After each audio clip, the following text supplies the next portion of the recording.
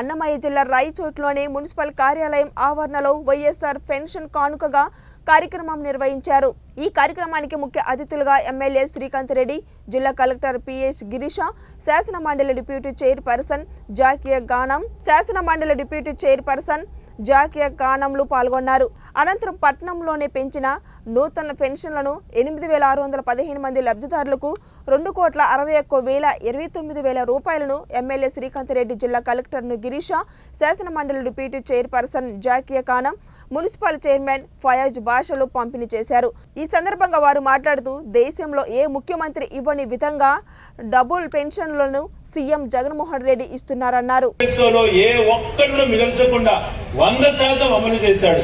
మన పిల్లలు బడికి పోతే అమ్మఒడి అంటాడు, 45 ఏళ్లు దాటితే చేయూత రూపంలో ఇస్తాడు, కాపులకు కాపు నేస్తం అంటాడు, పేదవాళ్ళగా వెనుకబడినటువంటి మహిళలకు ఈబీసీ నేస్తం కింద ఇస్తాడు, ఆటో వాళ్ళకి ఇస్తాడు, రజకులకు ఇచ్చాడు, నాయ బ్రాహ్మణులకు ఇచ్చాడు, టైలర్లకు ఇచ్చాడు।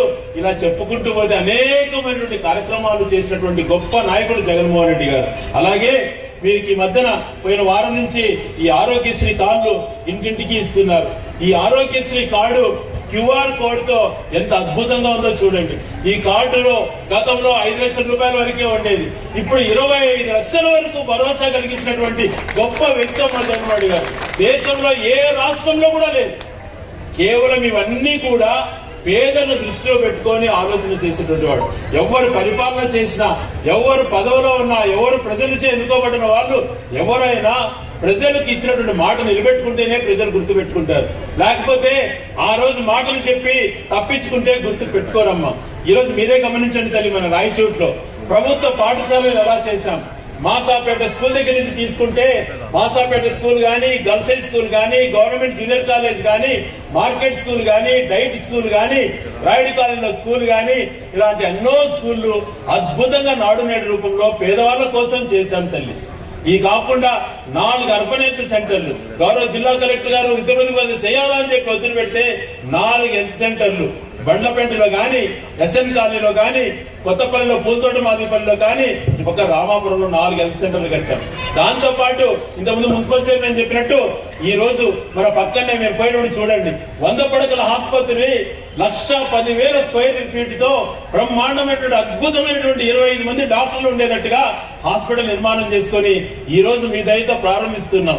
ఇలాంటి గొప్ప కార్యక్రమాలు ఒక పక్క చూసుకుంటే రైతు బజార్ పేదల కోసం, మరొక పక్క చూస్తే బస్ స్టాండ్ ఆధునీకరించినాం, మరొక పక్క ఎండిఓ ఆఫీస్ కానీ, ఈ పక్క చూసుకుంటే మున్సిపాలిటీ సచివ సభా భవనం కానీ, ఒక పక్క జిల్లా కలెక్టర్, ఒకప్పుడు మనకి ఎంఆర్ఓ అనే ఆర్టీఓ ఆఫీస్ పోవాలంటే కడపకు వచ్చి చీటీ మాడి పరిగెత్తేటువంటి వాళ్ళం।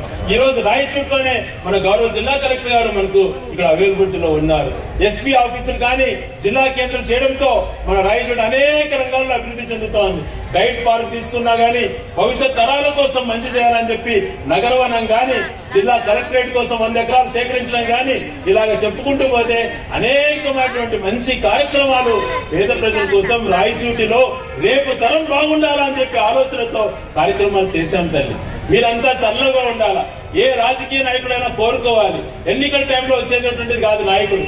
ఆ రోజు కరోనా పరిస్థితులలో ఏ ఒక్కరు బయటికి రాకపోతే టౌన్ లో మేము గాని, మా నాయకులు గాని, మేము కుటుంబాలను వదిలి కరోనా హాస్పిటల్ అని మేము పడుకున్నాం, కరోనా హాస్పిటల్ పెట్టించి ఆ హాస్పిటల్ అనే ఉన్నాం।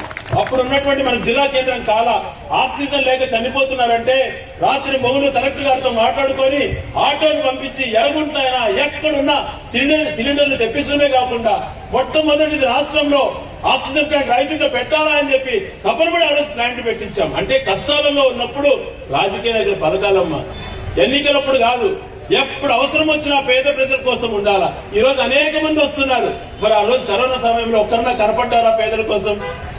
ఆ రోజు లేదు, ఏదో ఆనందాన్ని అందిస్తే మాకు నయం అవుతుంది అని అంటే అది పనిచేస్తుందో లేదో తెలియదు, 30 లక్షలు ఖర్చు పెట్టించి వాలంటీర్ గారు ఇంటికి పంపించాం, అంటే ఏదో ఒకటి మంచి చేయాలనే ఉద్దేశంతో। అలాగా చెప్పుకుంటూ పోతే ఎప్పుడు పేద ప్రజలకు అవసరమో నిలబడ్డామమ్మా। అది